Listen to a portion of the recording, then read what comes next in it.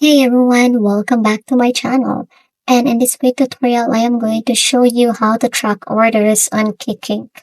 So here guys, first you need to do here is to log into your seller account using your email and password. And then once you're logged in guys, head to the left hand side and click on orders.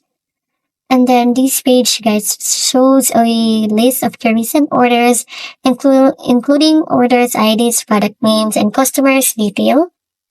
And then find the order you want to track. You just need to click on it to open the order summary.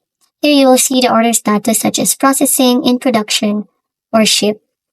And then to track the shipment, guys, you need to click the tracking link provided. This will open the courier's official tracking page where you can view real-time delivery update. So that's it, guys. That's how you track orders on the Qikink Like a Pro. Don't forget to follow for more print-on-demand tutorials and comment below if you want a video on connecting Qikink with Shopify, Wix, or WooCommerce. Bye!